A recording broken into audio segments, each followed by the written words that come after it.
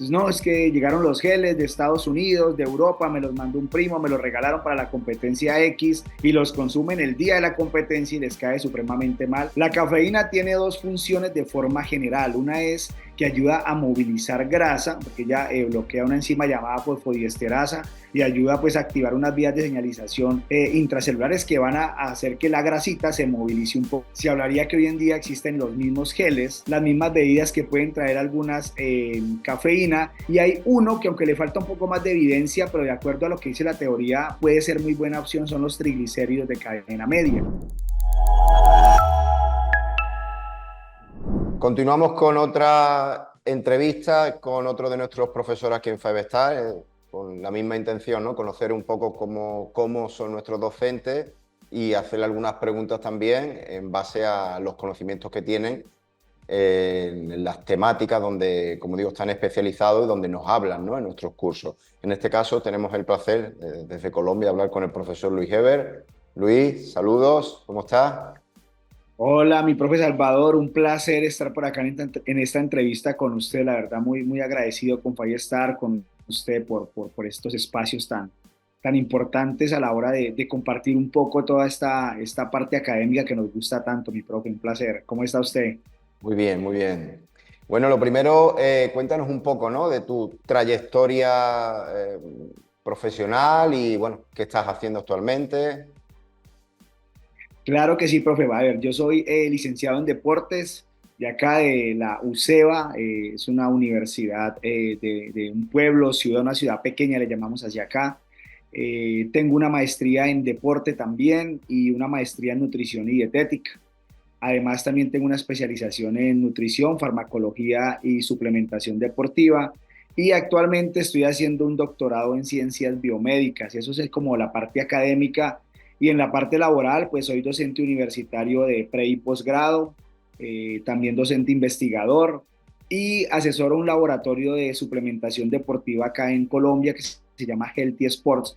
Y actualmente también trabajo con un equipo de fútbol que en este momento estamos en la segunda división, se llama Internacional de Palmira, conocido como Cortuluá, es un nombre como de las décadas atrás directamente, incluso la razón social, y manejo toda el área de nutrición, tanto del equipo profesional como de la cantera. Mi profesor es como mi vida actual, pues por decirlo de alguna forma. Genial.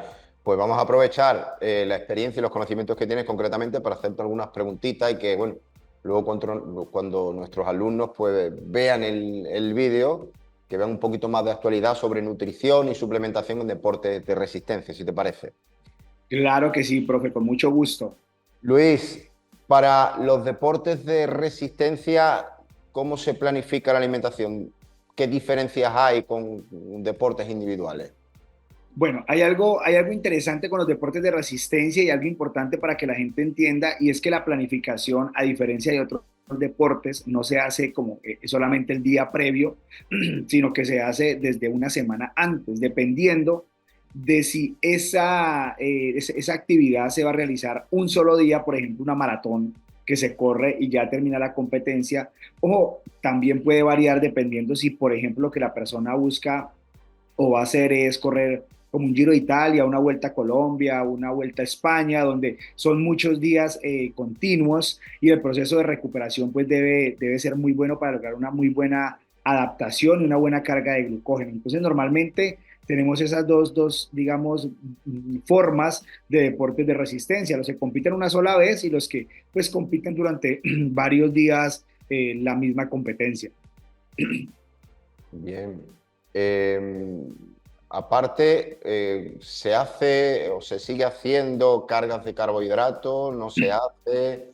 ¿Cuál es Claro. el objetivo? Ahora, ahora miremos esta parte que es importante. Cuando una persona va a correr, por ejemplo, una maratón, debe empezar una carga de carbohidratos desde una semana antes, bajando la intensidad de la actividad física. O sea, no es el día antes. Por ejemplo, muchas personas a veces lo buscan a uno y le dicen, ves que mañana voy a correr una media maratón aquí en Bogotá o en Medellín, ¿qué debo hacer? Y pues ya sobre el tiempo es bien complejo lograr lo que está buscando la persona. Entonces la recomendación ahí directamente es que esa persona empiece desde una semana antes, donde se maneja algo inverso con el entrenamiento, es decir, empieza a aumentar carbohidratos y la intensidad del ejercicio empieza a disminuir. cosa que el último día previo a la competencia se logre por lo menos un 70% de consumo de carbohidratos entre complejos y simples para pues repletar ese glucógeno que buscamos muscular. Si la competencia, mi profe, es solamente ese día, pues se hace la carga de carbohidratos, se manejan también unas cosas importantes durante, que ahorita las hablaremos, y después de la actividad se haría también una pequeña carga para pues, mejorar los procesos de recuperación. A diferencia de si los deportes, en este caso, son como el Tour de Francia o el Giro, que son varios días directamente, con ellos termina la competencia y se debe hacer una carga similar a la de un solo día, pero por las 4 primeras horas y después seguir consumiendo carbohidratos. Es decir, a modo de resumen, el consumo de carbohidratos cuando compito una vez es muy importante toda la semana previa a la competencia y las horas antes, pero cuando compito varias veces, esa misma semana tengo que tenerla en cuenta, pero cuando termina esa competencia debo empezar otra vez a hacer una carga para el siguiente día, a modo pues como de resumen. Entonces, bueno, recuerdo que esto viene de los orígenes, ¿no? De la famosa dieta escandinava, ¿no? Se hacía esa depleción de carbohidratos 3, 4 días antes y luego se hacía un aumento de los carbohidratos un día o 2 días y que luego se extrapoló también al culturismo, ¿no? Pero he visto que Exacto. hay un poco de contradicción en la literatura en cuanto a ese uso de hacer una depleción y luego una carga, o va a depender de lo que tú dices, de que sea competencia de un día o de varios días. Bueno, cuando se habla de una competencia directamente de un solo día, lo que se maneja es esa semana nomás. Hasta los años 80 se manejaba un protocolo un poco diferente que era donde hacía descargas completas y luego hacía cargas muy altas de carbohidratos, donde entrenaba intensamente una semana antes, un día y luego bajaba cargas también de entrenamiento. Pero después de los años 80 el protocolo mejoró un poco y lo que están haciendo directamente es, hoy en día lo que se hace es que voy aumentando progresivamente la carga de carbohidratos, pero a la vez voy bajando la intensidad del entrenamiento hasta llegar a ese día previo a la competencia. Eso buscando pues que la persona no tuviera esas hipoglicemias que a veces dan. Por ejemplo, un deportista de resistencia consume muchos carbohidratos y llegar un día y decirle no coma nada de carbohidratos directamente hoy, pues puede causar esa hipoglicemia. Entonces, digámoslo así que a modo teórico, lo que se busca es eso, evitar esa hipoglicemia y ya la gran mayoría de personas que trabajan con este tipo de deportes manejan esta parte para evitarlo, porque es bien complejo en los deportistas que comen muchos carbohidratos. Entiendo que esto también llevará a una serie de pruebas de competición previas, ¿no? Igual que ocurre en el culturismo. Vaya a ser que un hidrato determinado, o las pastas, o el arroz, o tal, te sienten mal, Sí, hagas una carga de tantos gramos 2 días antes y te fastidie la prueba. claro que sí, profe. Todo esto, y es importante que la gente lo conozca, se hace previo a competencias, digamos, no fundamentales o en entrenamientos, porque es bueno en todos los deportes y cuando se va a utilizar cualquier tipo de estrategia nutricional o cualquier suplemento, lo ideal es utilizarlo en un entrenamiento. Si el deportista pues le cayó mal en el entrenamiento, pues bueno, se pierde el entrenamiento, pero es peor que perder una competencia por la cual se ha preparado varios Claro. años. Aquí, de hecho, este tipo de estrategias se han usado mucho también cuando haces pruebas de, no sé si allí en Colombia, de oposiciones para cuerpos de seguridad del Estado, para policía, para bomberos, porque claro, las pruebas físicas aquí son bastante demandantes, claro. Haces una depleción, haces un aumento de carbohidratos para el día de la prueba estar genial, te equivocas en los carbos y luego estás el día de la prueba que todo el trabajo que llevas hecho estás con flatulencias, con diarrea, con molestias que no te dejan de sacar tus mejores marcas. Entonces, claro, eso es Y importante que se controle. claro que sí, profe, no, eso sí, y eso sí se lo digo a todos mis estudiantes y a todos los deportistas, no empiece o no utilice, por ejemplo, acá hay una moda, me imagino que es a nivel mundial, que son los geles, ¿no? Entonces, no, es que llegaron los geles de Estados Unidos, de Europa, me los mandó un primo, me los regalaron para la competencia X y los consumen el día de la competencia y les cae supremamente mal y no pueden ni siquiera competir. Entonces, toda estrategia nutricional o toda estrategia de suplementación debe ir acompañado de haberlo ensayado durante Eso. semanas antes, exactamente, para evitar ese tipo de problemas, mi profe. Siguiendo con lo que estás hablando, Luis, ¿es igual la alimentación por ejemplo, cuando vas a hacer un maratón, la alimentación la misma que cuando vas a hacer ese Tour de Francia, la alimentación en general, ya no solo a nivel de carbos? Bueno, ahí toca tener mucho cuidado porque hay unos alimentos que son, digámoslo, prohibidos cuando estamos hablando de una competencia tan larga como es un Giro de Italia, por ejemplo. Con ello toca tener muy en cuenta que esa recuperación de glucógeno se dé. Entonces, lo que se maneja el protocolo post-prueba, digámoslo así, cuando termina una competencia, al otro día tiene otra competencia, lo que se debe hacer es lo siguiente: la persona termina la competencia y consume 1 gramo por kilo de peso de carbohidratos. Por ejemplo, pesa 60 kilos, son 60 gramos en la primera hora, pero también vuelve y consume otros 60 gramos en la segunda hora, vuelve y consume otros 60 gramos en la tercera y vuelve y consume otros 60 gramos en la cuarta hora. Mientras que en otro tipo de competencia solamente consume 60 gramos la primera hora y ya, porque no va a competir más. ¿Qué toca tener en cuenta? Que en la primera hora deben ir carbohidratos de rápida absorción, como los simples que llamamos, monodisacáridos. En Europa, por ejemplo, se manejan o se consiguen fácilmente las dextrinas cíclicas. Por acá en esta parte del mundo se consiguen fácilmente el maíz ceroso, que es una amilopectina, y que pueden ayudar. Y ya después de la segunda hora, el uso de carbohidratos debe ir cambiando un poco a ser más complejo. Pero lo que usted dice es muy importante, mi profe. Tengo que tener en cuenta qué tipo de carbohidrato es. Por ejemplo, ¿qué no debería consumir para mejorar el proceso de recuperación o incluso horas antes de una competencia? No se deben consumir alimentos que tengan lácteos, porque retrasan mucho la digestión. Claro. Alimentos que sean ricos en prebióticos, como por ejemplo la lenteja, los frijoles. No se debe consumir ensaladas que sean de muy lenta absorción. Y todo esto a veces digamos, lo que choca un poco con la cultura normal, porque normalmente los prebióticos son muy buenos, o sea, las pepas que llamamos aquí en Colombia, las legumbres, frijoles, lentejas, garbanzos, todo eso se utiliza mucho para una buena alimentación. Las ensaladas son excelentes, pero en ese tipo de deportistas toca saber mirar muy bien a qué hora se entregan ese tipo de nutrientes, porque retrasan mucho la digestión, disminuyen mucho la absorción de los mismos carbohidratos y puede generar problemas gastrointestinales. Por ejemplo, los lácteos, Claro. previo a una competencia, lo ideal es que no vayan a estar. Ujú. Otra cosa que también es bastante importante es el tema de la hidratación, de la pérdida de líquidos, sobre todo cuando hay competiciones al aire libre, cuando estamos en temporadas veraniegas. ¿Cómo se maneja esta variable?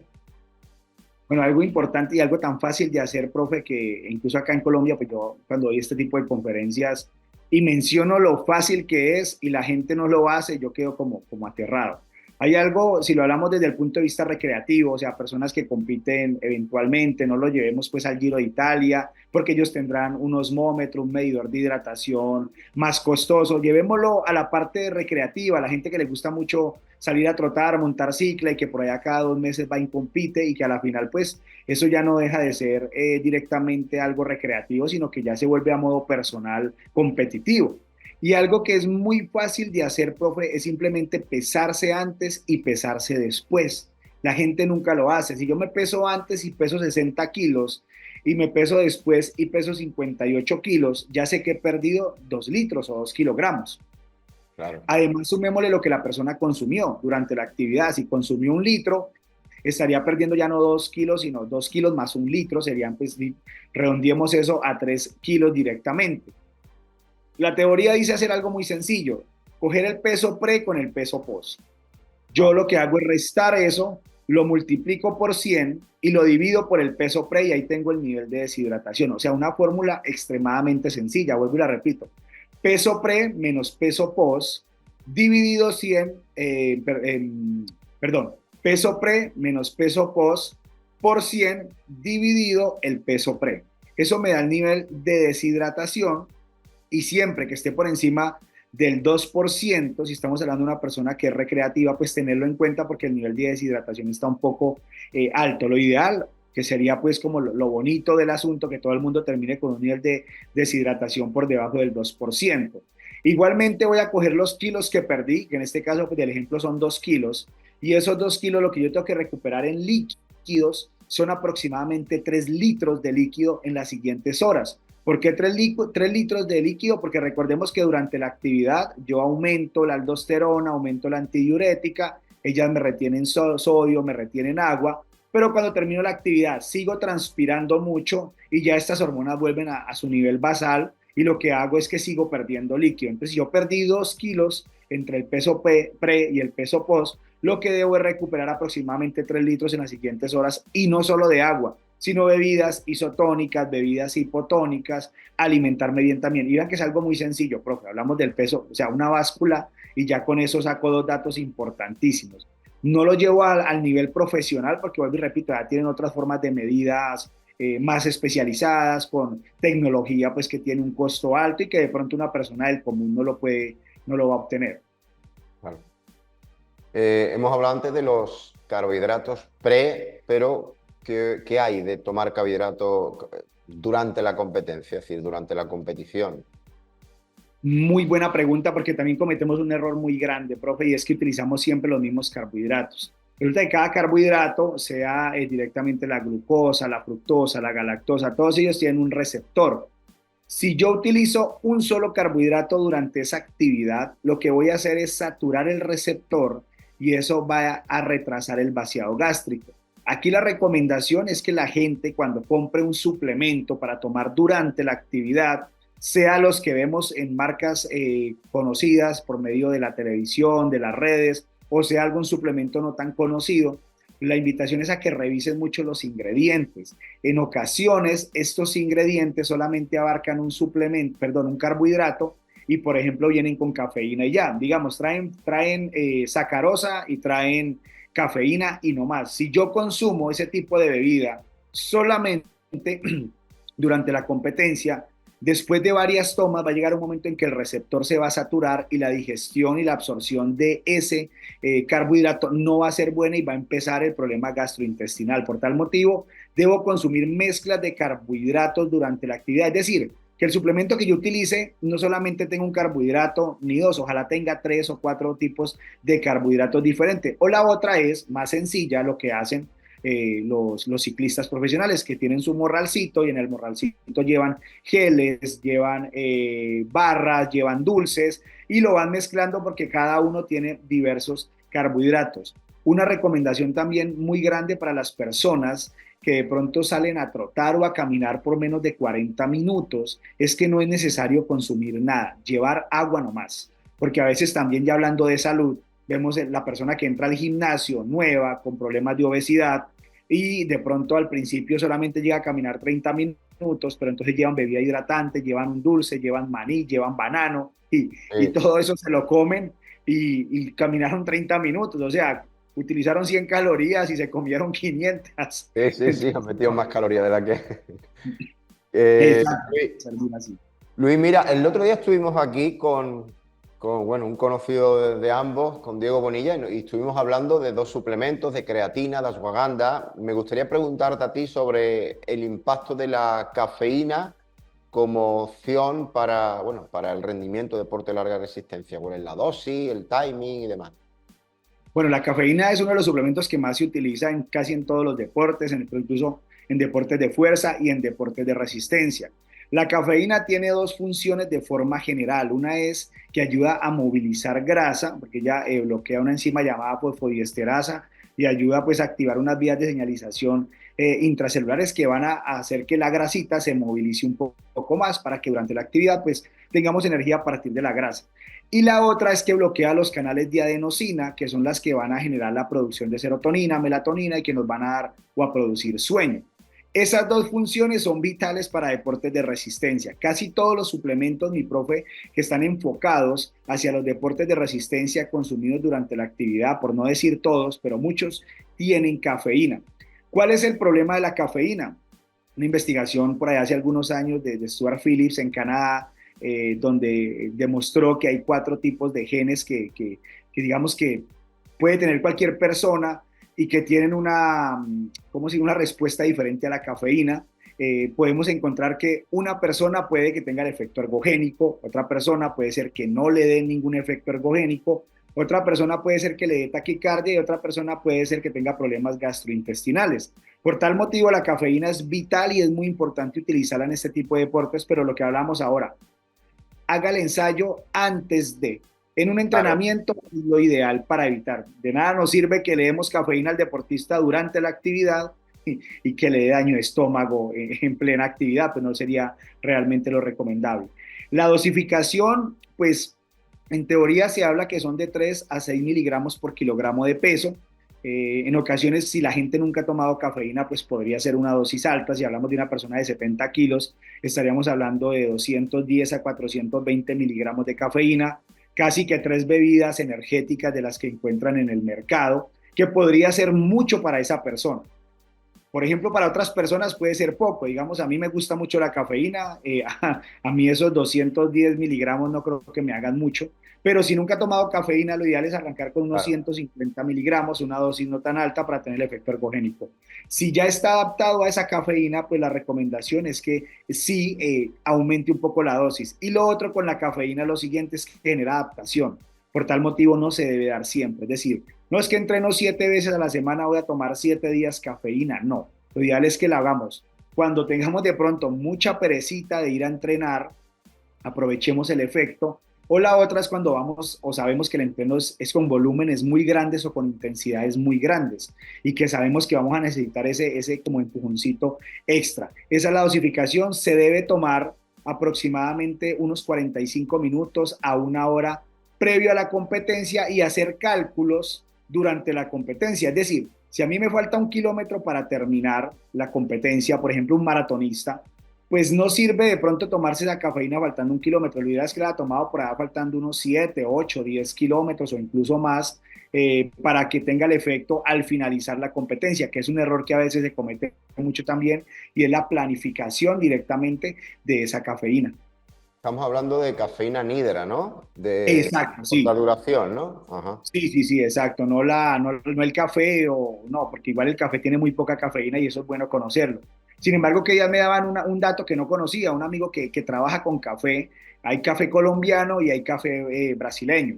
Y el café brasileño tiene niveles más altos de cafeína que el café colombiano. O sea, no me la sabía realmente. Yo incluso que ya leía un artículo donde hablaba, un artículo canadiense, donde hablaban de que el café podía aportar hasta 150 miligramos de cafeína. Yo decía, pero ¿qué es esto tan? O sea, no es correcto, pero cuando él me hacía esa explicación, yo decía, bueno, de pronto un expreso o un doble expreso brasileño puede aportar un nivel alto, aunque no creo que todo eso, pero sí puede ser más alto que el colombiano.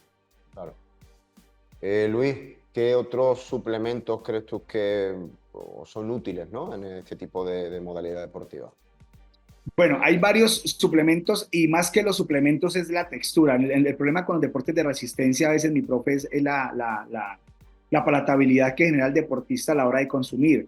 Por ejemplo, una recomendación que yo le doy mucho a las personas es, si usted está corriendo y sabe que ya han pasado 20, 25 minutos o está montando cicla y no quiere tomar nada porque no le va a dar, porque siente que no es capaz de ingerir el suplemento o la bebida, haga las famosas gárgaras que llamamos. Recordemos que los carbohidratos se absorben desde la boca con la pitialina y por tal motivo hacer gárgaras con esa bebida hidratante y botarla, pues va a ser una muy buena opción para esa absorción. Igualmente, cuando estamos hablando pues de suplementación, se hablaría que hoy en día existen los mismos geles, las mismas bebidas que pueden traer algunas cafeína, y hay uno que aunque le falta un poco más de evidencia, pero de acuerdo a lo que dice la teoría, puede ser muy buena opción, son los triglicéridos de cadena media. Los triglicéridos de cadena media se absorben muy rápido, no se absorben por la linfa como otro tipo de ácidos grasos, de carbonos con más cadenas, sino que ellos van a absorberse muy rápidamente y van a generar que esa energía que ellos aportan se pueda entregar fácilmente durante la competencia. Incluso algunos intraentrenos se utilizan mucho durante la competencia, adicionando esos triglicéridos de cadena media. O sea que ese suplemento también, aunque repito, le falta un poco más de evidencia, pero lo poco que he leído ha entregado buenos resultados. Y uno que ha sido muy, ¿cómo se dice? Muy investigado ahora último y que algunos ya mencionan que no funcionan, son los aminoácidos de cadena ramificada.